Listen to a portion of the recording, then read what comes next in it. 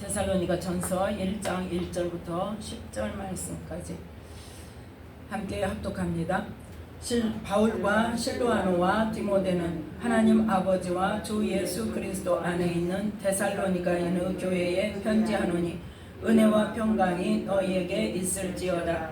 우리가 너희 무리를 인하여 항상 하나님께 감사하고 기도할 때에 너희를 말함은 너희의 믿음의 역사와 사랑의 수고와 우리 주 예수 그리스도에 대한 소망의 인내를 우리 하나님 아버지 앞에서 쉬지 않고 기억하미니 하나님의 사랑하심을 받은 형제들아 너희를 택하심을 아노라. 이는 우리 복음이 말로만 너희에게 이른 것이 아니라 오직 능력과 성령과 큰 확신으로 된 것이니 우리가 너희 가운데서 너희를 위하여 어떠한 사람이 된 것은 너희 아는 바와 같으니라. 또 너희는 많은 환난 가운데서 성령의 기쁨으로 도를 받아 우리와 주를 본받은 자가 되었으니 그러므로 너희가 마게도냐와 아가야 모든 믿는 자의 본이 되었는지라. 주의 말씀이 너희에게로부터 마게도냐와 아가야에만 들릴 뿐 아니라 하나님을 향하는 너희 믿음의 소문이 각처에 퍼진 거로 우리는 아무 말도 할 것이 없노라. 저희가 우리에 대하여 스스로 고하기를 우리가 어떻게 너희 가운데 들어간 것과 너희가 어떻게 우상을 버리고 하나님께로 돌아와서 사시고 참되신 하나님을 섬기며 또 죽은 자들 가운데서 다시 살리신 그의 아들이 하늘로부터 강림하심을 기다린다고 말하니 이는 장래 노하심에서 우리를 건지시는 예수시니라. 아멘. 말씀에 은혜가 있으시기 바랍니다. 오늘 말씀은 데살로니가 전서 1장 1절부터 10절 말씀까지를 통하여서 복음을 받은 자의 칭찬받는 삶이라는 말씀의 제목으로 두 번째로 함께 은혜를 나누고자 합니다. 지난주 수요일에는 1절 말씀으로 복음을 받은 자는 가장 먼저 어느 곳을 가든지 누구에게든지 뭘 구하라? 하나님의 은혜와 평강이 있기를. 벌써 잊어먹었어요? 안 잊어먹었죠? 그렇죠? 하나님의 은혜와 평강이 있기를. 누구를 만나든지 어느 곳을 가든지 전도를 하러 가든지 볼일을 보러 가든지 우리 믿는 사람 어느 곳에 가든지 항상 뭐부터 해요? 기도부터 하잖아요. 그곳에 도착해서 어느 집에 들어가서 그 기도를 할 때 하나님 이곳에 이 가정에 또 이 지역에 이 장소에 하나님의 은혜와 평강이 있기를 구합니다. 나를 만나는 사람에게 하나님 은혜를 부어주시고 평강을 주시옵소서. 그렇게 우리는 그렇게 하면 그 사람이 받을 자격이 되든지 안 되든지 우리는 그렇게 구하면 하나님께서 그 사람이 받을 만한 사람이면 그 사람에게 그 은혜가 임하게 은혜를 주실 것이고 그 사람이 받을 만한 사람이 못 되면 어쩐다? 그 은혜와 평강이 구하는 자에게 복을 빌어준 자에게 하나님께서 부어주신다고 말씀하셨죠. 그래서 이제 이 바울은 어느 곳을 가든지 또 그 서신서나 아니면은 그 어떤 때든지 복음을 전할 때 항상 먼저 뭐를 하나님의 은혜와 평강이 너희에게 있을지어다 하고 시작한다고 그랬죠. 그래서 이제 2절부터 10절 말씀까지를 통하여서 사도 바울이 데살로니가에 있는 성도들에게 뭐 했다? 칭찬했다 했죠. 뭘 칭찬했어요? 믿음을 칭찬한 거죠. 그 칭찬받은 믿음, 즉 데살로니가에 있는 성도들이 이 사도 바울이 두 번째 복음을 전하러 간 두 번째 선교 여행 때에 갔던 지역인데 사도행전 17장 1절부터 9절 말씀까지 그 데살로니가 지역에 전도하러 갔을 때 어떠한 일이 있었는가가 기록되어 있는데 그것을 보니까 어떻게 누가 복음을 받았더라? 경건한 헬라인의 큰 무리와 적지 않은 기부인들이 그 말씀을 복음을 받았다는 거죠. 그런데 충분히 교육을 시키기도 전에 복음에 대해서 충분히 설명을 해주고 거기에 대해서 양육을 시키기도 전에 어떻게 됐다? 유대인들에 의해서 다른 지역으로 베레아 지역으로 가게 됐다 그랬죠. 그래서 다른 지역으로 가서 있을 때에 이제 이 데살로니가 있는 성도들에게 믿음 생활을 잘하고 있는가 편지를 했다고 그랬죠. 그러면서 또 그 편지하기 전에 어떻게 했다? 디모데를 보내서 보게 했다고 그랬죠. 거기 성도들이 어떻게 믿음 생활 잘하고 있는가. 그래서 가서 보니까 잘하고 있더라. 그래서 지금 칭찬을 합니다. 칭찬을 하는데 뭐라고 칭찬을 하느냐. 첫 번째 6절 말씀, 6절부터 8절 말씀 함께 읽습니다. 또 너희는 모든 많은 환난 가운데서 성령의 기쁨으로 도를 받아 우리와 주를 본받은 자가 되었으니 그러므로 너희가 마게도냐와 아가야 모든 믿는 자의 본이 되었는지라. 주의 말씀이 너희에게로부터 마게도냐와 아가야에게만 들릴 뿐 아니라 하나님을 향하는 너희 믿음의 소문이 각처에 퍼진 고로 우리는 아무 말도 할 것이 없노라. 아멘. 너희들이 지금 내가 데살로니가에 가서 복음을 전할 때부터 뭐가 시작됐다? 환난이 시작됐다. 많은 유대인들이 일어나서 그 그리스도를 전하는 그 복음을 반대하고 그 도를 믿는 사람들은 핍박하고, 그래서 너희들이 어떻게 복음을 받자마자 환난 가운데 있게 됐다는 것을 지금 사도 바울이 인정하는 거죠. 그럼에도 불구하고 어떻게 했다? 성령의 기쁨으로 도를 받아, 그는 성령의 기쁨으로 복음을 받아들였다는 거예요. 그래서 우리와 주를 본받은 자 됐다는 게 바울과 함께 이 전도하러 다니는 사람들, 실로아노와 디모데처럼 주님을 섬기는 일에 본받은 자가 됐단 말이에요. 그런데 예수님께서 먼저 뭐라고 말씀하셨어요? 주를 본받은 자 되라고 그랬죠. 예수님을 본받으라고 그랬죠. 수고하고 무거운 짐진 자들아 다 내게로 오라.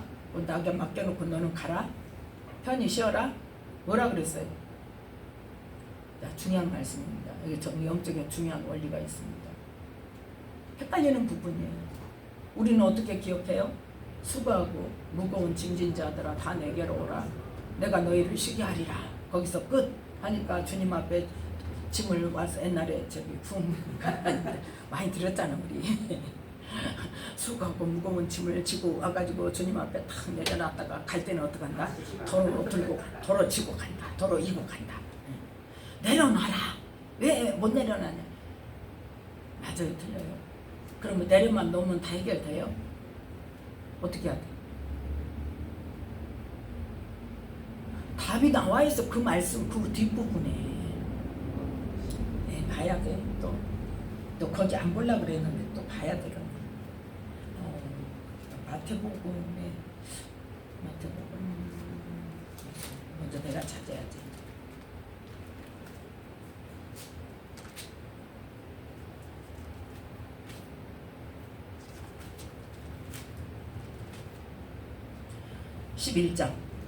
마태복음 11장 28절부터 28절 일단 봅시다. 마태복음 11장 28절 함께 읽습니다. 수고하고 무거운 짐진 자들아 다 내게로 오라. 내가 너희를 쉬게 하리라. 여기서 끝나니까 헷갈린다고요. 주님 앞에 내려놨는데 주님이 쉬게 해? 안 쉬게 해? 안 쉬게 해. 해결이 안 돼. 내려만 놨더니 해결이 안 돼. 그럼 그 다음에 뭐라고 말씀하셨나? 예수님 말씀입니다. 29절, 30절 함께 읽습니다. 나는 마음이 온유하고 겸손하니 나의 멍에를 메고 내게 배우라. 그러면 너희 마음이 쉼을 얻으리니 이는 내 멍에는 쉽고 내 짐은 가벼움이라 하시니라. 아멘. 뭐라 그랬어? 다 내게로 와서 그냥 너희는 편히 쉬기만 하라고 그랬어요? 아니요. 예수님께 배우라는 거예요. 뭘 메고? 멍에를 메고. 멍에라는 게 뭐예요? 말씀을 말하는 거예요. 예수님의 말씀, 이렇게 살아라, 이렇게 살아라, 이런 마음을 가져라. 쉽게 말해서 서로 용서해라, 서로 사랑해라, 예수님의 마음을 가져라, 오래 참아라, 온유해라, 겸손해라, 남을 나보다 낫게 여겨라, 내가 틀렸을 수도 있다는 것을 생각해라. 그게 뭐예요? 무엇으로? 예수님이 하신 말씀으로. 어떤 예수님이? 마음이 온유하고 겸손하신 분에게 말씀으로 멍에를 메고, 멍에를 맨다는 건 뭐다? 제재를 받는다는 거예요. 행동의 제재를 받는다는 거예요. 멍에를 어떨 때 씌워요? 소나 말을 일시킬 때 씌우잖아요. 주인이 자기 마음대로 데리고 가려고 멍에를 씌우잖아요. 밭 갈 때 멍에를 씌우잖아요. 그건 뭐예요? 이제 이 우리나라는 보통 한 마리만 하는데 이 이스라엘은 두 마리 한 결이 그렇게 해서 같이 묶어. 그리고 두 마리만 합니까? 엘리야는 몇 마리? 12결이 24마리를 한 데다가 묶어가지고 두 마리씩 그렇게 묶어가지고 이 12줄을 딱 묶어서 24마리를 한 줄로 딱 해가지고 그걸 끌고 다녔어. 예. 그걸 조종을 했어. 그러니 엘리야가 얼마나 힘이 센 사람이에요. 예. 그러면 그 속에 어린 송아지들 이제 일을 막 시작하는 것들은 어때요? 힘은 좋죠. 그런데 뭐해? 이거 제재를 안 받으려고 그래. 길이 안 들여져서. 그러면 맨 앞에는 제일 많이 길들여진 소를 앞에다 놓으면 돼요. 그러면 어떻게 해요? 앞에 이제 제대로 딱 앞에 가죠. 길을 방향을 잡아서. 그러면 중간에서 뛰쳐나가고 싶어도 나갈 수가 있어 없어. 예. 그래서 제일 이 초짜들은 어떻게 가운데다가 뒤에다가 해놓고 앞에서 잘 길들여진 소가 끌고 가는데 누가 조종을 해요? 누구에 따라서? 이 농부에게 따라서. 농부가 조종하는 것에 따라서 길들여진 소는 벌써 방향을 알아요? 몰라요? 오른쪽으로 치면 오른쪽으로 가라는구나. 왼쪽으로 치면 왼쪽으로 가라는구나. 아니면 툭 치면 어떻게 서라는구나. 안 그러고 내버려 두고 그냥 가자 하고 이랴 하고 출발하기 시작해서 내버려 두면 때 반드시 가라는구나. 길들여진 손은 어떻게 해요? 마음을 알아. 농부의 마음을. 그것이 바로 멍에를 매는 거예요. 우리도 마찬가지로 하나님께서는 우리에게 멍에를 매라고 하셨어요. 예수님께서 우리에게 멍에를 매라고 하셨죠. 무슨 멍에? 그 멍에가 뭐다? 말씀의 멍에인 거예요. 주님의 마음의 멍에인 거예요. 그래서 예수님께서 지금 마태복음 11장에도 뭐라고 말씀하세요? 수고하고 무거운 짐지라 다 내게 와. 내가 너희를 쉬게 해줄게. 그런데 뭐 해라? 그냥 쉬는 게 아니라 예수님께 맡겨버리고 나는 노는 게 아니라 뭐 해라? 나는 마음이 겸손하니까 내게 나의 멍에를 메고 말씀의 제재를 받고 가르침을 받고 깨달음을 받고 내 삶을 내 생각을 내 마음을 어때서 고쳐서 누구의 마음에다 맞춰야 돼? 예수님의 마음에다 맞춰야 돼. 예수님의 말씀에다 맞춰야 돼. 이제 그걸 말씀하신 거예요. 배워라. 그렇게 되면 무엇으로? 예수님의 온유하고 겸손한 마음이 우리 안에 들어와서 예수님의 그 마음을 알고 예수님의 그 마음으로 일을 하면 그러면 너희 마음이 쉼을 얻으리니. 나를 버리면 돼. 내 자존심 버리면 돼요. 내가 옳다는 주장을 버리면 돼요. 싸움은 왜 싸워요? 그렇죠. 나도 내가 옳다고 그러고 상대방도 자기가 옳다고 그러고 그 뜻을 굽히지 않으니까 싸우게 되는 거예요. 예. 자존심이 상하니까 어때? 마음이 상하고 기분이 나쁘고 싸우게 되는 거예요. 뭐만 버리면 돼? 내가 절대로 옳다는 생각만 버리면 돼요. 그러니까 교회에서도 주방에서 맨날 싸우고 그러니까 그거 싫다고 그랬죠. 왜 그래? 음식을 소금을 넣을 수도 있고 간장을 넣을 수도 있고 뜨겁게 할 수도 있고 차게 할 수도 있고 국물을 많이 할 수도 있고 적게 할 수도 있고 그건 누구 마음이요? 하는 사람 마음이잖아요. 그럼 또 나는 국물을 많이 잡는 걸 좋아하는데 다른 사람들 여러 사람들이 국물을 조금만 하자 그러면 거기다 맞춰주면 돼. 근데 뭐하니까 문제가 생겨. 내 고집 피우니까 나만 옳다고 그러니까 싸우고 문제가 생기는 거란 말이야. 그러니까 뭐예요? 겸손해라. 그래 다른 사람 내가 들어주고 다른 사람을 나보다 낮게 여기고 그 사람 식성은 그렇구나. 나는 내 식성에 맞춰서 내가 한 음식만 맛있는 줄 알았더니 다른 사람은 식성이 다르니까 다르게 하는 걸 좋아하는구나. 인정해주면 되거든요. 근데 그걸 어떻게 내 음식 맛없다고 하고 막 자존심 상해하면 어떻게 되는 거예요? 이제 싸우는 거예요. 아니다고 이게 맛있다고. 아니면 이 사람은 아니다고 이렇게 해야 맛있다고. 근데 어떻게 나는 아닌 것 같아도 내 식성하고는 달라도 다른 사람이 그걸 원하면 이 사람은 이렇게 하는 걸 좋아. 그냥 인정하면 돼요. 이 사람은 이런 걸 좋아하는구나. 이 사람은 이런 걸 좋아하는구나. 그리고 나를 꺾고 그 사람은 상대를 맞춰줘 버리면 싸움이 돼요, 안 돼요? 안 되는 거예요. 그러니까 자꾸 옳다 틀리다 하니까 뭐가 되는 거예요? 자존심이 상하고 기분이 나쁘고 마음이 상하는 거예요. 근데 옳다 틀리다 우리가 거기에서 우리의 관점이 바뀌어야 돼요. 옳다 그르다의 관점에서 다를 수 있다는 관점으로. 아, 저 사람은 이걸 좋아하는구나. 이렇게 하기를 원하는구나. 아, 나는 이렇게 하는 걸 원하는데. 그런데 그거 갖고 우리의 생명이 죽고 사는 일이 아니면 그냥 맞춰줘. 내가 내 입맛에 좀 맛없으면 어때? 다른 사람이 맛있다고 그 사람 기분 좋게 해주면 좀 그게 뭐예요? 그게 희생인 거예요. 내 입맛 죽이고 다른 사람 입맛에 맞춰주고 다른 사람을 좋게 하고 나한테다 맞추는 것이 아니라 다른 사람에다 맞춰주고 그거예요.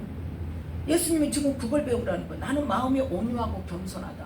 온유하다는 말은요, 말의 뜻이 그냥 막 부드럽다 막 이것만 말하는 게 아니라 원어를 찾으면 뭐가 있냐면 길들여졌다는 말이에요. 그래서 소가 멍에를 매면 어쩐다? 오래 매고 일을 하다 보면 주인과 함께 일을 하다 보면 그 주인의 마음에 길들여지는 거예요. 그래서 멍에를 매는 소라고. 그래서 예수님께서 지금 멍에를 매라는 것이 뭐다? 주님의 마음으로 길들여져라 이거예요. 그래서 길이 들여지면 지 맘대로 뛰어요, 안 뛰어요? 안 뛰어. 지 맘대로 막 뛰어나가려고 그러니까 아픈 거야. 멍에가 맺었는데 지 맘대로 막 가고 싶어. 너 가야 되는데 뭐 지는 어때? 가기 싫으니까 주저앉고 싶어. 그러면 뒤에서 와서 어떻게 가라고 그러지. 힘들지. 또 막 가고 싶은데 어때? 주인은 지금 안 가기를 원해. 서 있어라 그래. 그럼 막 뛰어나가고 싶으면 내가 막 힘쓰다 보면 누구만 서러워? 나만 서러워. 힘쓰는 나만 서러워. 그러니까 뭐가 제일 좋아? 멍에를 맸으면 멍에에 줄을 쥐고 있는 주인의 마음에다가 맞추면 쉬운 거예요. 그 말이 지금 내 멍에는 쉽고 내 짐은 가벼워. 내가 가라면 가고 서라면 서고 오른쪽으로 가라면 오른쪽으로 가고 왼쪽으로 가라면 왼쪽으로 가고. 우리가 인간관계 속에서 내가 속해 있는 사회 속에서 나를 만나는 사람들에게 먼저 내가 뭐해지지 않으면 내 마음을 꺾는 습관을 하지 않으면 하나님의 말씀 앞에도 꺾어지지 않습니다. 그래서 하나님께서는 교회 안에서 성도들끼리 모하면서 서로 교제하면서 서로 함께 부대끼면서 그래서 몸의 진체가 되는 거예요. 교회의 성도들이. 그래서 뭐라고 말해요? 손이 눈더러 뭐라 그러고 할 수 있다 없다? 없다. 손으로 쌀 일이 있고 눈으로 쌀 일이 있고 발로 쌀 일이 있고 그런데 다 역할에 따라서 어때? 특성도 다르고 성품도 다르고 근데 하나님께서는 거기에 맞는 사람을 쓰셔요.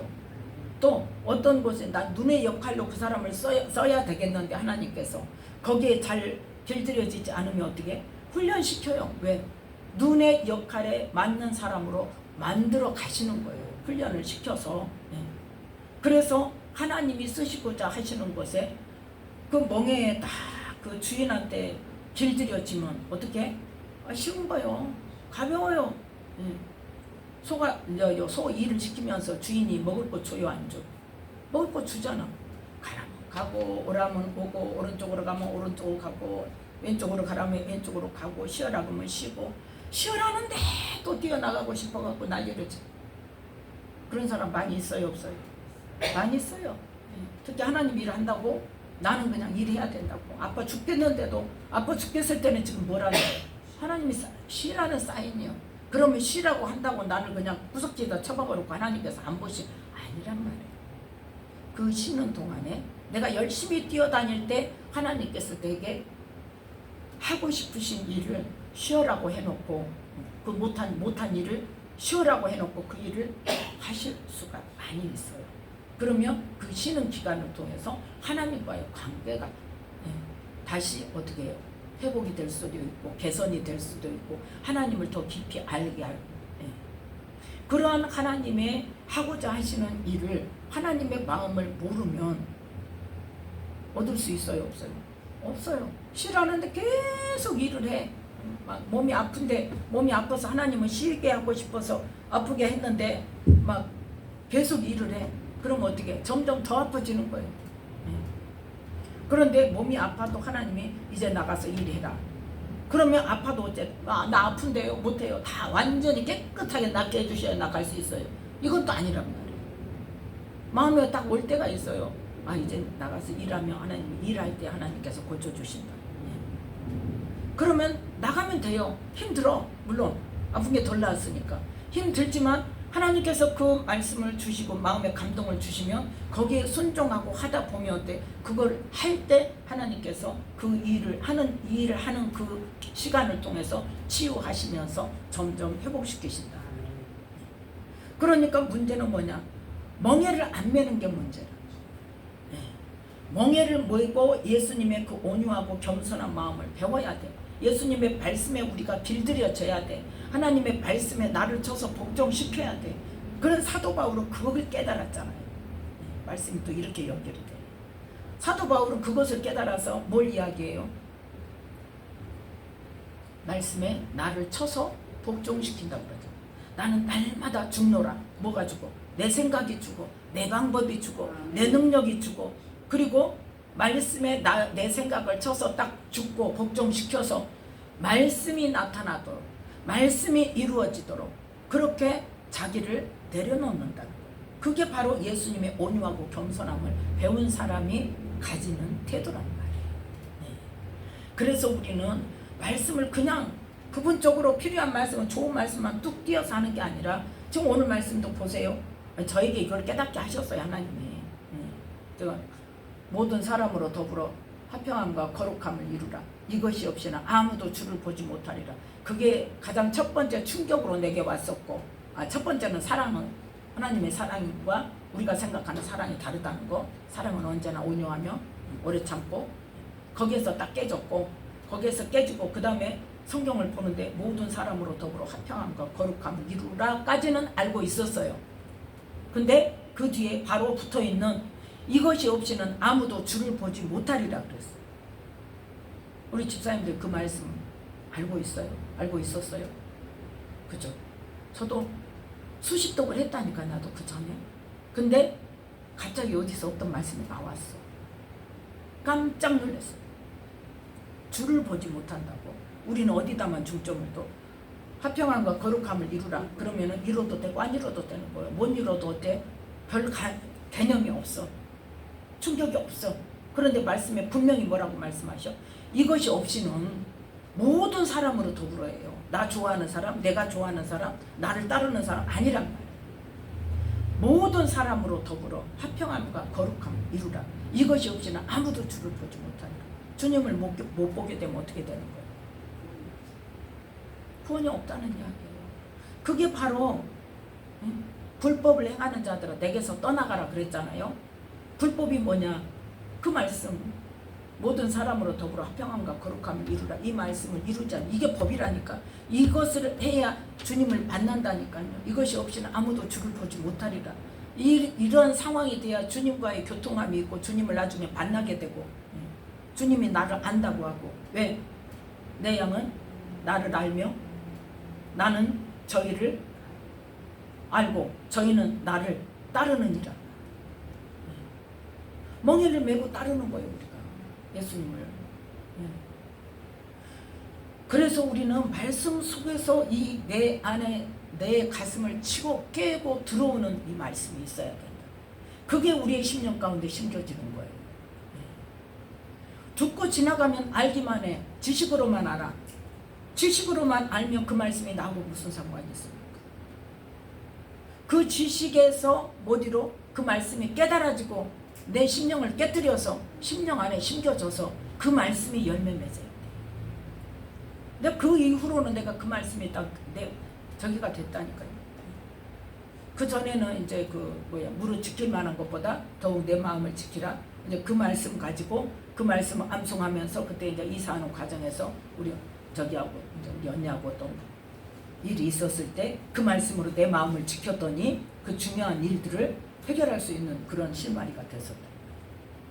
그리고 나서 그 뒤로 이제 이 말씀을 붙들고 이 말씀이 항상 내 중심 속에 있는 거예요.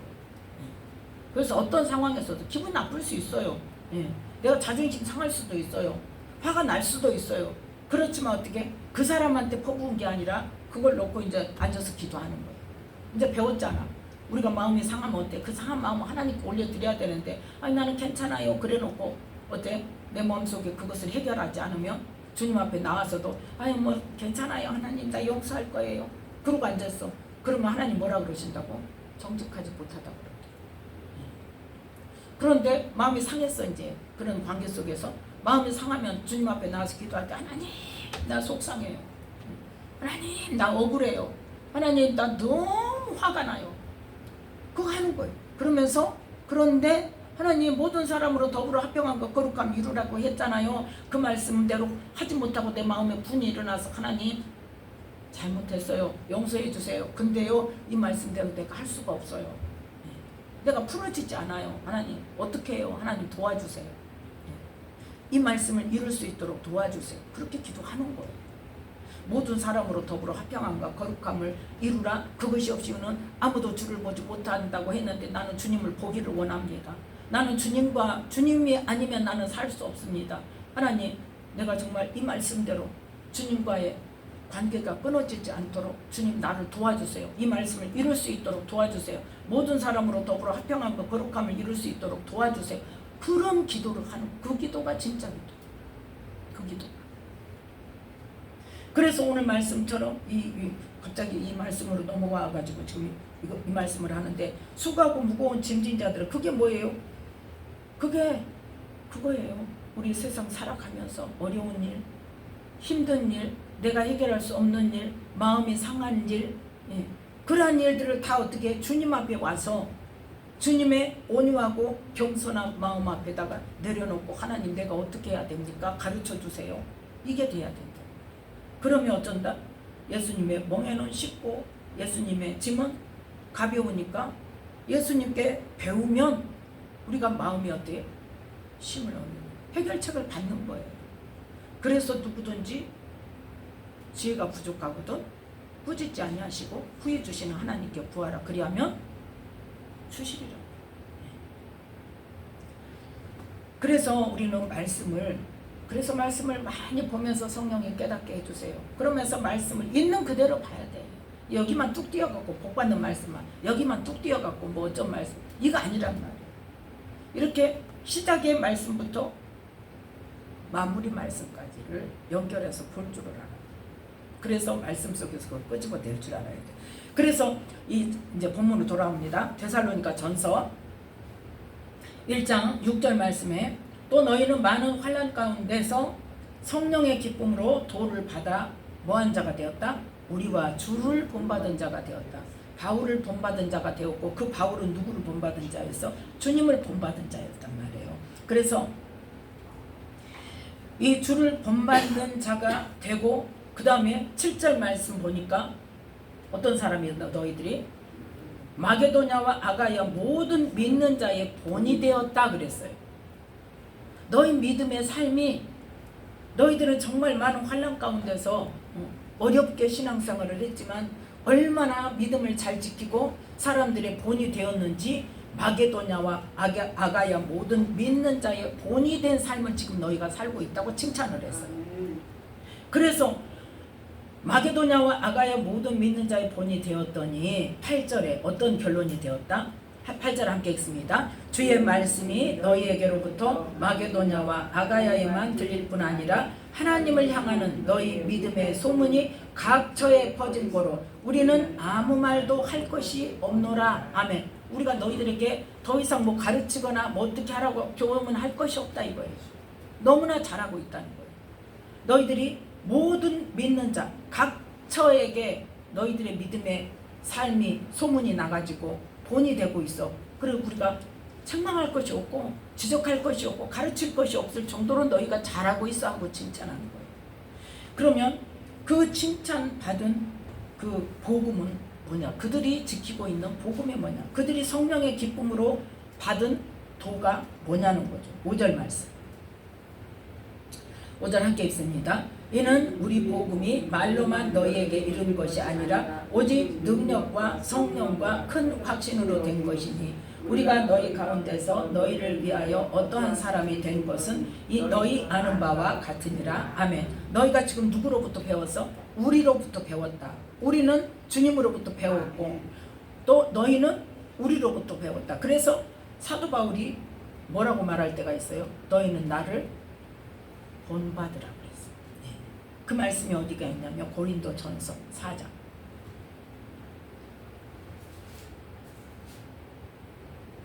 고린도전서 4장 16절 말씀. 15절 16절 함께 읽습니다. 그리스도 안에서 일만 스승이 있으되 아비는 많지 아니하니 그리스도 예수 안에서 복음으로써 내가 너희를 낳았음이라. 그러므로 내가 너희에게 권하노니 너희는 나를 본받는 자 되라. 아멘. 지금 자기가 얼마나 철저히 주님을 본받는 자가 되었는지를 이 말씀을 통해서 우리가 알 수 있는 거예요. 사도 바울이 그만큼 어쨌다? 철저하게 자신을 깨뜨리고 자신을 날마다 죽이는 그러한 삶으로, 그러한 마음 자세로 하나님의 말씀에 나를 쳐서 복종시키는 자가 되어서 내가 철저히, 그래서 나중에 그 예루살렘으로 가면서 뭐라고 말해요? 나는 어느 누구에게도 아무 부끄러움이 없다고 그랬어요. 거리낌이 없다고 그랬어요. 그럴 정도로 말씀에 철저히 나를 쳐서 복종시키며 말씀대로 행하는 삶으로 본을 보이는 사람이 되었다는 거예요. 그래서 이 사도 바울이 전하는 복음이, 자, 데살로니가 전서 1장 5절입니다. 그 복음, 이 바울이 전하는 그리스도의 복음이 말로만 너희에게 이룬 것이 아니라 중요한 건 뭐다? 오직 능력과 성령과 큰 확신으로 된 것이니. 아멘. 그래서 너희들에게 복음에 대해서 실제적으로 믿음의 능력이 나타난 것들을 보여줬다 이거예요. 자, 우리의 믿음의 삶은 뭐에 있다? 말에 있지 아니하고 하나님 말씀에 능력이 나타나는 데 있어요. 자, 고린도전서 4장, 아까 봤던 고린도전서 4장 19절 말씀. 사도 바울이 지금 15절 16절에서 내가 복음으로써 너희를 낳았다. 그러니까 너희는 나를 본받는 자 되라. 그런데 지금 고린도의 성도들에게 지금 편지 보낸 겁니다. 지금 고린도 성도들에게 뭐라고 말하냐? 19절부터 함께 읽습니다. 그러나 주께서 허락하시면 내가 너희에게 속히 나아가서 교만한 자의 말을 알아볼 것이 아니라 오직 그 능력을 알아보겠노니 하나님의 나라는 말에 있지 아니하고 오직 능력에 있음이라. 너희가 무엇을 원하느냐? 내가 매를 가지고 너희에게 나아가랴. 사랑과 온유한 마음으로 나아가랴. 아멘. 너희들이 지금 막 복음을 안다고 막 말로 떠드는데 어떻게 복음을 먼저 믿는 자라고 막 교만해져 가지고 말로만 시끄럽게 하는 사람들이 있다 이거예요. 그러면 네가 말하는 대로 그 복음의 능력이 네 삶 속에서 나타나느냐, 그걸 보겠다는 거예요. 지금 하나님의 나라는 뭐에 있다? 지식에 있지 않다니까요. 말씀의 지식에 있지 않고 말씀이 실제 나의 삶이 되어서 나타나는 것이, 그것이 바로 하나님의 나라가 이루어지고 하나님의 나라를 확장시킬 수 있는 거예요. 네. 그런데 우리는 말씀을 어떻게 알았어요? 지식으로 알았잖아요. 그러면서 그 지식으로 아는 말씀은 항상 그 말씀이 누구한테만 잣대가 돼? 다른 사람한테만 잣대가 돼. 나는 예외야. 나는 의인이야. 제가 생각하는 게 아니라 제가 믿음이 뭔 줄 아느냐는 하나님의 그 지적을 받고 나서 깨닫는 게 뭐냐, 말씀을 다시 읽으면서 나를 의인의 자리에다가 내가 예수 믿으면 의인이라고 착각하고 의인이라는 자리에 나를 놓고 봤구나. 성경에 나오는 악인은 무조건 예수 안 믿는 사람이라고 생각했구나. 깨달아진 게 첫 번째 그거였어요. 아니요, 성경은 누가 봐요? 안 믿는 사람 뭡니까? 믿는 사람이다. 믿는 사람 중에서 의인과 악인을 가른다 그랬어요. 예수님 말씀하셨죠? 마지막 때에 어때? 그물에 고기를 잡아서, 고기를 잡아요. 그물에 고기를 잡는다는 것은 뭐예요? 어부가 지금 하나님 나라로 지금 전도가 다 됐다는 거예요. 복음이 전해졌다는 거예요. 예수 믿는 사람들을 지금 다 끌어모았다는 거예요. 그런데 그 중에 뭐가 있더라? 좋은 것은 그릇에 담고 못된 것은 버린다고 그랬어요. 알곡과 죽정이도 있죠. 아예 가라지는 이제 악한 자고, 같은 씨에서 알곡과 쭉정이가 나죠. 그래서 타작마당에서 타작을 해가지고 어떻게 한다? 알곡은 뭐와 곡간해드리고 쭉정이는 불에 태우신다. 씨는 뭐다? 좋은 씨로. 한 씨라니까요. 좋은 씨 뭐예요? 하나님이 주신 말씀. 씨는 말씀이죠. 하나님이 주시는 말씀으로 같이 그 말씀으로 양분을 받고 말씀을 받고 말씀을 읽고 말씀으로 기도하고 하면서 살았는데 알곡이냐 내 삶이 쭉정이냐. 알곡은 뭐예요? 다시 땅에 심었을 때 싹이 나고 자라야 돼. 쭉정이는 심으면 싹이 납니까? 안 나요. 그러니까 뭐냐, 다른 생명을 살릴 수 있는 그러한 알곡이 되었느냐는 거예요. 네. 다른 생명을 살릴 수 있는 알곡이 되어야 그게 하나님 나라가 내게 이루어진 거고 하나님의 나라를 나를 통해서 확장시키는 거예요. 그게 뭐냐, 나의 말과 나의 행동과 나의 모든 삶과 나의 생각 속에서 그것이 다른 사람과의 관계 속에서 나타나져야 돼. 무엇으로? 하나님의 말씀이 나의 변화된 삶으로. 그래서 우리는 빛과 소금의 사명을 받은 자예요. 빛이 되어라가 아니라 우리는 빛이에요. 왜? 하나님의 빛을 받았기 때문에. 빛이 되어라가 아닙니다. 우리는 빛이에요. 이미 빛을 받았어요. 그런데 뭐가 많이 있어? 어둠에 많이 있어가지고 빛을 발할 수가 없어. 그리고 어떻게? 등경 위에 놓으라 그랬죠? 그런데 어디다 놔? 저 구석지에다가 숨겨놔. 속속 깊이다 숨겨놔. 누가 물어보면 교회 다니는 것부터 감춰. 티를 안 내려고 그래. 직장에서 잘릴까봐, 왕따 당할까봐. 오히려 철저하게 하나님의 사람으로서 지켜야 할 걸 지키면서 하나님의 말씀대로 하면서 희생하면서 사랑해주면서 내가 더 봉사해주면서 헌신하면서 해봐요. 그 직장에서 이거 되는 거예요. 인정받아요. 그 기간이 중요한 거예요. 근데 사람들 어때? 예수 믿는다고 하면서도 어때요? 감춰요 그거를. 그래가지고 회식 가면은 나 왕따 되면 안 되니까 술 먹으라면 술 먹고 노래방 가자면 노래방 가고 어디 가자면 어디 가고 다 다녀. 나중에 보니까 그 사람이 갑자기 뭐 주일날 근무하라면 더 주일날도 근무하고 뭐 하라면 하고. 그러더니 어느 날 보니까 너 교회 다녔어? 교회 다녔어. 교회 다니는데 그랬어? 그럼 그 사람 마음속에 어때요? 이 사람 뭐다? 진짜다 가짜다? 가짜구나. 사람들이 더 잘해. 그래서 하나님의 나라는 말에 있는 것이 아니라 우리의 지식에 있는 것이 아니라 뭐에 있다? 능력에 있다는 거예요. 능력에. 그래서 그걸 보겠다는 거예요. 능력이 정말 나타나냐? 말씀의 능력이 나타나는 삶을 사냐? 말씀대로 네가 삶을 살고 있어서 하나님의 나라를 네가 나타내고 있냐? 네가 빛의 사명을 감당하고 있냐? 네가 소금으로서의 일을 감당하고 있냐? 그걸 보겠다. 꼭 뭐 은사 능력 이야기하는 게 아닙니다. 지금 그건 포함이 돼요. 포함이 되지만 먼저 뭐가 돼야 돼? 내가 말씀으로 변화가 돼야 돼. 말씀에 나를 쳐서 복종시켜서 나를 만나는 모든 사람이 저 사람은 뭔가 좀 일반적이지가 않아. 특별해. 교회 다니는데 교회 다니면 저러는 거야? 이런 말을 들을 수 있어야 돼. 교회 다녀서 저렇구나. 교회 다니는 사람은 저렇구나. 교회 다니는 사람은 다 저래야 되는데 안 그러는 사람 너무 많은데 저 사람은 또 특별하네. 적어도 이 말을 들어요. 적어도. 자, 그래서 다시 이 데살로니가 전서 1장에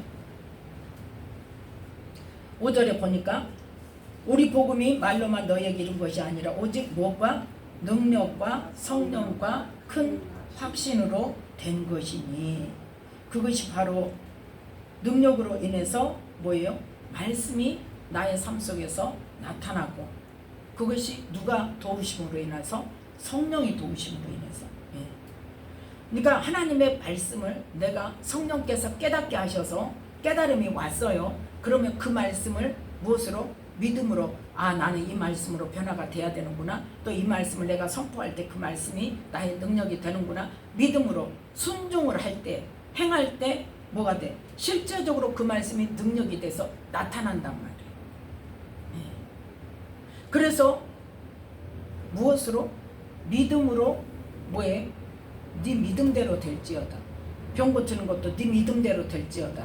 예수님은 그러셨잖아요. 예수님의 능력으로입니까? 네 믿음대로. 예수님의 능력은 있어요. 그런데 네가 믿음이 없으면, 믿지 않으면 안 나타나고, 네가 믿으면 나타나. 그거는 뭐예요? 말씀과 성령이 기본적이에요. 그걸 우리가 그 말씀이 반드시 이루신다는 거, 예수님께서 그 말씀을 이루신다는 것을 믿는 것이 우리가 믿음이라겠죠. 그게 기본적인 믿음. 그 믿음의 선포와 그 믿음의 순종에 의해서 그 말씀이 실제가 돼서 능력으로 나타나져요. 실제 현실 속에서. 그러면 그걸 보면 우리 안에 또 뭐가 생겨요? 더 확신이 생기죠. 믿음의 확신이 생기죠. 그래서 믿음이 자라가는 거예요. 그래서 아브라함도 처음에는 뭐에다 말씀을 쫓아가고 그랬잖아요. 그 다음에 중간에 예수님, 아니 하나님께서 아브라함을 만나가지고 뭐라고 말씀하셨어요? 내가 이 엘리에셀이 아니라 네 몸에서 날짜를 네 후손으로 하고 네 그 날짜를 통해서 많은 백성, 하늘의 별과 같이 많은 네 후손을 주리라 그랬더니 그때 믿으니까 하나님께서 그 믿음을 의로 여겨 주셨어요. 그러면 의로 여겨 주시는 것과 실제로 맞아, 네 믿음 내가 인정할게 하고 같아요, 틀려요? 우리 그 개념이 달라요. 있어야 돼. 같아요, 틀려요? 틀리죠? 확실하죠? 네, 확실해요. 그 이후에 내 몸에서 날짜를 그랬으니까 아브라함의 씨만 받으면 그 씨로 아들을 낳으면 되는 줄 알고 누구를? 하갈을 취해서 사라가 하갈을 줬죠. 그래서 하갈로부터 이스마엘을 낳으니까 하나님께서 뭐라고 그랬어? 나중에 쫓아내라. 아니라고 그랬잖아. 아니야. 누구를 통해서 낳아야 돼? 사라를 통해서 낳아야 돼. 사라를 통해서 낳아야 돼. 그랬는데 이미 능력이 끊어졌잖아. 생신 능력이. 그래서 웃었잖아. 비웃었잖아. 아브라함도 웃고 사라도 웃고. 그랬는데 하나님께서 말씀하신 1년 후의 기한에 아들을 낳았어요, 안 낳았어요? 이삭을 낳았어요. 그런데 그 낳기 전에 그 사라를 통해서 아들을 낳을 거라고 말씀하시면서 뭐까지 주셨어? 이름까지 주셨어요. 사라가 아들을 1년 후에 낳을 텐데 아들을 낳으면 이름을 이삭이라고 해라. 네 후손은 이삭이 후손이라야 된다. 그래서 아브라함이 그 말씀을 믿고 하나님이 이삭을 번제로 바치라고 했을 때 무엇으로 갔다? 믿음으로 갔다고 했어요. 죽인다 할지라도 하나님은 이삭을 통해서 후손을 주신다고 했으니까 다시 살리시든지 어떻게 하시든지 하나님의 능력으로 얼마든지 하실 수 있다는 믿음을 가지고 가서 번제로 드렸다는 말이에요. 그랬을 때 정말 죽이려고 의심 없이 조금도 망설임 없이 칼을 들어서 이삭을 죽이려고 했을 때 하나님께서 멈춰라 하시잖아요. 그러면서 뭘 말씀하세요? 네 믿음 내가 인정할게. 믿음 인정받은 거예요. 우리는 언제 믿음 인정받아요? 심판대 앞에 섰을 때. 그러면 우리는 어떤 상태예요? 지금 의로 여겨주시는 상태예요. 예수님을 믿고 그것도 언제 정말 예수님께서 내 죄 때문에 십자가를 지시고 하나님께서 나를 구원하시기 위해서 그 아들을 내어주시는 그 사랑으로 나를 사랑하셨다는 것을 깨달아 아는 그 예수님과의 인격적인 관계가 이루어져야 그래도 의로 여겨주시는 거예요. 그 믿음이 아니고 그냥 교회만 다니는 것은 믿음이라고 할 수가 없어요.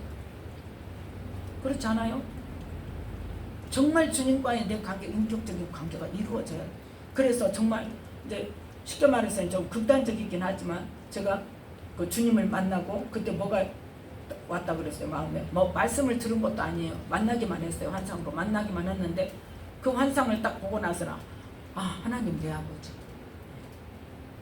내가 무엇이간데 하나님이 나를 어떻게 아시고 막 그렇게 3년 울고 다녔다니까. 그 구원의 은혜에 감격해서 적어도 그 구원 주님의 사랑 하나님의 사랑 나를 위해서 그 아들을 내어주셨다는 그 사랑 그러한 것들을 알아야 그 믿음을 결국은 뭐예요? 예수님으로 인하여 우리가 구원을 받는구나 하는 것이 인격적으로 관계가 이루어져야 그것이 의로 여겨주시는 믿음이 될 수 있어요. 왜 그러지 않으면 안 되냐? 그 믿음이 안 되면요, 우리는 수시로 변동됩니다. 그렇게 만남이 있어도 어떻게 해요? 올라갔다 내려갔다, 지하실로 내려갔다가 또 한 1층 올라갔다가 또 도로 지하실로 쑥 내려갔다가, 그러잖아요. 기복이 있어. 올라갔다 내려갔다. 믿음이. 어떤 때는 하나님이 나를 막 나만 사랑하시고 막 나만 보고 계시는 것 같고 막 그러다가 어느 날은 어때? 하나님 왜 나를 이 구덩이에다 넣어놓고 안 건져주시는가? 도대체 나를 보고 계시는가 안 보고 계시는가? 막 이러가면서. 근데 그 믿음도 안 되면 어떻게? 세상으로 갔다가 교회도 갔다가 기분 내키면 교회 오고 기분 안 내키면 뭐 일 있으면 누가 놀러 가자면 놀러 가고 주일이고 모시고, 기도는 말할 것도 없고 주일을 지키는 것만으로도 과연 그 믿음을 의로 여겨 주시겠냐? 자기부터 생각이 분명하지 않아요.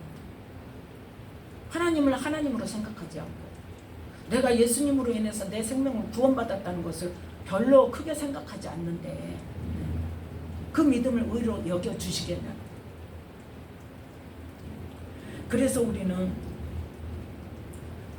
믿음이 정말 주님과의 그 구원의 관계, 그 인격적인 만남을 통해서 뭘로? 하나님께서 뭐라고 말씀하셨는가? 예수님께서 뭐라고 말씀하셨는가? 이 말씀대로 내가 정말 예수님께서 열어놓으신 그 구원의 길을 내가 결국 그 좁은 길로 들어가서 좁은 문으로 들어가기까지 나는 이 말씀을 통해서 그걸 취해야 되겠다. 영생을 취해야 되겠다. 이 믿음이 분명하다면 말씀을 붙들고 그 말씀이 어떻게 성령님께 깨닫게 해달라고 기도하면서 성령님이 깨닫게 하시는 그 말씀을 행하고 순종하고, 그런 것들이 겹쳐지고 또 더해지고 하면서 뭐가 자란다? 믿음이 자란다. 하나님 이렇게 일하시는구나. 우리가 생각할 때는 이거는 도저히 안 될 일 같고 우리가 생각할 때는 이거는 상식적으로 안 되는 일인데 하나님이 말씀하시더니 우리가 이만큼 하락해서 이만큼 했더니 하나님은 이걸 이루셨네. 이 하나님은 이렇게도 하시는 분. 그렇게 경험이 되어져 가는 거예요. 아브라함의 믿음도 그렇게 믿음이 자란 거예요. 그래서 믿음에서 믿음으로 이르게 한다는 말씀이, 사도 바울의 그 말씀이 실제인 거예요. 그 작은 믿음, 하나님의 말씀에 대한 단순한 믿음에서부터 시작을 해서 나와 하나님과의 관계 속에서 삶의 여정 속에서 그 믿음을 붙들고 그 말씀을 선포하고 그 말씀대로 나를 쳐서 복종시켰더니 어떤 이러한 일들이 일어났구나. 이러한 결과가 되었구나. 나는 생각지도 못했는데 하나님께서 이렇게 일해 주셨구나. 이러한 것들을 경험함으로 하나님이 어떤 분이라는 것을 더 경험하게 되고 그 경험을 통해서 믿음이 더해져서 어디까지? 그리스도의 장성한 분량에 이르기까지 믿음이 자라게 되는 거예요. 그래서 우리의 믿음의 결국은 어디까지 자라야 돼? 그리스도의 장성한 분량에 이르기까지 자라야 돼. 에베소서 4장 보겠습니다.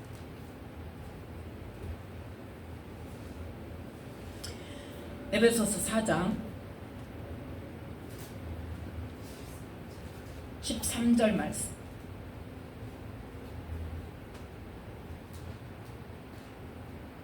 찾으셨으면 13절 함께 읽습니다. 우리가 다 하나님의 아들을 믿는 것과 아는 일에 하나가 되어 온전한 사람을 이루어 그리스도의 장성한 분량에 이르 충만한 데까지 이르리니. 아멘. 이 믿는 것 속에는 행함이 포함되어 있습니다. 그건 이제 나중에 하기로 하고, 그래서 우리는 어디까지? 우리의 믿음이 그리스도의 장성한 분량에 이르기까지 자라야 된다는 거예요. 자, 그래서 이 복음이 말로만 우리에게, 그러니까 이 데살로니가인들에게 전한 것이 아니라 그 전해진 복음이 그 데살로니가 성도들의 믿음으로 하나님의 그 말씀의 능력과 성령을 합해서 믿음의 삶으로 그 말씀에 나를 쳐서 복종시키는 그 데살로니가인의 삶을 통해서 더욱더 뭐가 되었다? 그 말씀이 실제라는 것을 더 큰 확신으로 믿음이 자라게 되었다는 것을 지금 말하고 있어요. 자, 그 다음에 세 번째는 우리가 볼 수 있냐면, 세 번째는 3절 말씀입니다. 함께 읽습니다. 너희의 데살로니가 전서 1장 3절. 함께 있습니다. 너희의 믿음의 역사와 사랑의 수고와 우리 주 예수 그리스도에 대한 소망의 인내를 우리 하나님 아버지 앞에서 쉬지 않고 기억하미니. 아멘. 지금 너희들이 현실의 믿음의 삶이 지금 어떤 삶이다? 믿음의 역사. 믿음의 역사가 나타나는 삶이다. 그 다음에 뭐가 있다? 사랑의 수고가 있다. 또 뭐가 있다? 소망을 가지고 인내하고 있는 삶을 살고 있다. 그게 뭐냐? 믿음의 역사가 뭐냐? 말씀의 열매를 맺고 산다. 말씀이 삶 속에서 나타난다. 하나님의 말씀의 능력이 삶 속에서 나타나는 그러한 삶을 지금 살고 있다. 그게 믿음의 역사인 거예요. 그 다음에 사랑의 수고는 뭐예요? 너희들이 예수님의 그 사랑으로 봉사하고 헌신하고 구제하고 서로 돕고 협력하며 하나 되는 그러한 사랑의 수고를 지금 하고 있다. 그걸 지금 인정하는 거예요. 그 다음에 세 번째는 소망의 인내라는 거 뭐예요? 고난 가운데서도 주님 앞에 서는 날을 생각하면서 믿음을 지키는 삶을 너희가 살고 있다는 것이죠.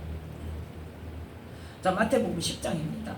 자, 어떤 말씀을 붙들고 그렇게 살고 있을까? 마태복음 10장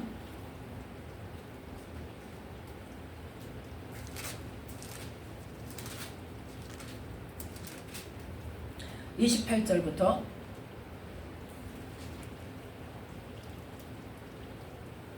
28절만 함께 읽습니다.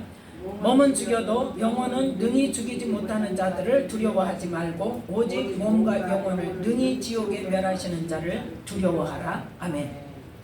이 말씀 붙들고 있는 거예요. 몸은 죽여도 우리의 영혼은 못 죽여. 사단도 우리의 영혼은 못 죽여.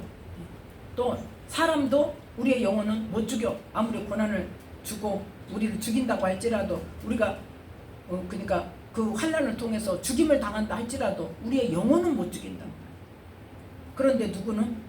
하나님께서는 우리의 몸과 영혼을 능히 지옥에 멸하시는 분이기 때문에 그분을 두려워해라. 그래서 어떻게 해라?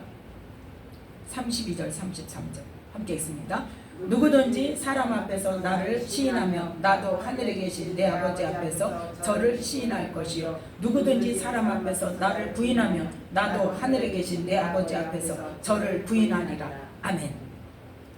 이 말씀으로 이 초대교회 성도들이 그 핍박 가운데서 그 환난 가운데서 그 죽임을 당하는 그 가운데서 믿음을 지킬 수 있었던 거예요.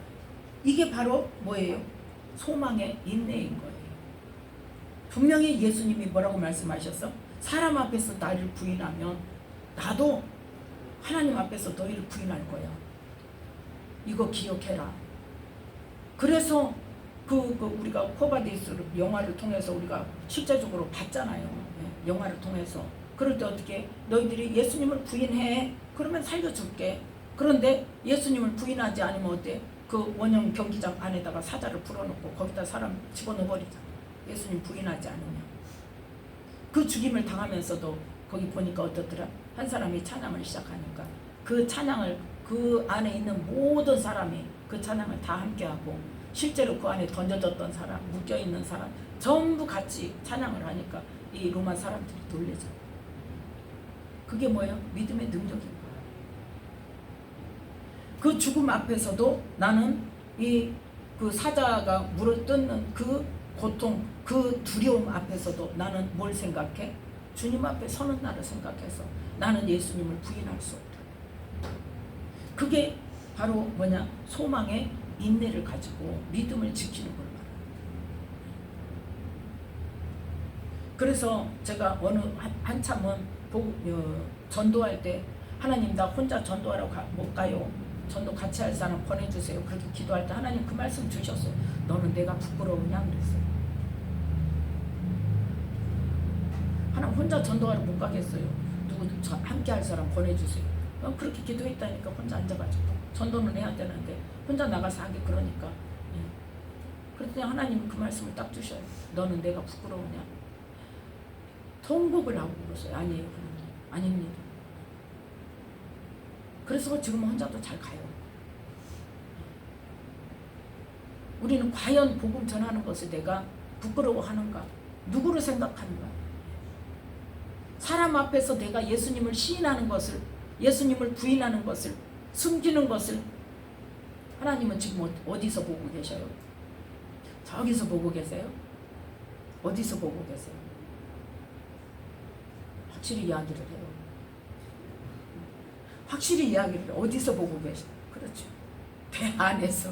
내가 지금 막 갈팡질팡 하는 거, 마음에 갈등 나는 것도 지금 주님이 보고 계셔. 그래. 그러면 적어도 뭐는 해야 돼? 하나님 어떻게 할까요? 어떻게 할까요라도 해야 돼. 근데 어째? 아, 나 혼자 못해요. 못해요. 그리고 결론해버려. 혼자 못해요. 복음 못 전해요. 부끄러워요. 그러면 주님의 음성을 못 들어서 그렇지. 주님은 지금 뭐라고 말씀하셔? 너 내가 부끄럽니? 나는 너를 위해서 십자가 졌다. 그것도 뭐 할 때? 네가 나 알지도 못할 때.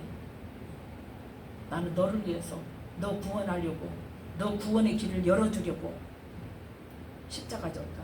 너 나 부끄럽냐? 그럼 나도 너 하나님 앞에서 부끄러워할 거야.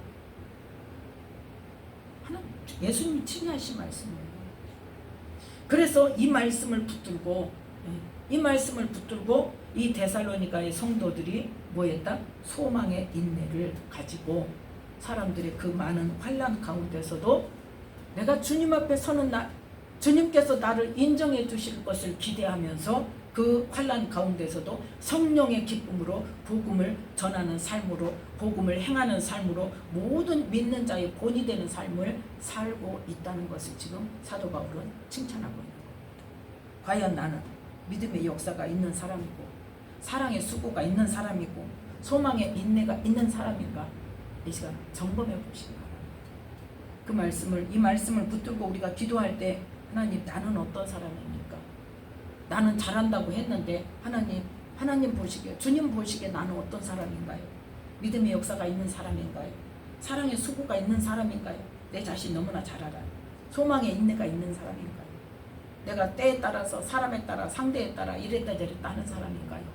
아니면 내가 정말 내가 자존심이 완전히 땅에 떨어지고 내가 왕따를 당하고 내가 완전히 매장을 당하고 내가 환난을 당하더라도 주님을 인정하는 사람인가요? 이 말씀을 통해서 나를 봐야 된다니까요. 말씀의 빛이 내게 들어오면 그 말씀의 빛이 나를 비춰야 돼. 내 안에 어떤 어둠이 있는지, 내가 그 말씀대로 정말 살고 있는지. 우리나라의 하나님의 자녀들의 문제가 뭐냐? 가장 큰 문제가 뭐냐? 말씀 따로 산다. 그래서 자녀들이 볼 때 우리 엄마는 교회만 가면 천사인데 집에만 오면, 우리 아빠는 교회만 가면 천사인데 집에만 오면 뭐예요? 헐크거든. 왜 그래요? 말씀이 나하고 상관이 없어요. 사람한테 보여지는 것만 중요하니까. 근데 실상은 지금 누가 보고 계셔? 하나님 보고 계셔. 성령께서 나를 보고 계셔. 어디서? 내 안에서. 내 안에서.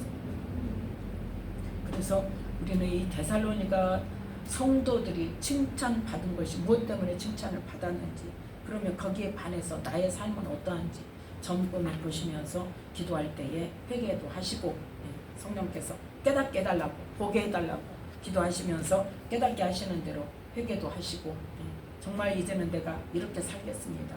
그러지 못했던 나의 삶을 하나님께서 보게 하셨다면, 나는 이제부터 이거 한 가지라도 좋아요. 중요한 거 뭐냐? 전체를 다 못 고쳐.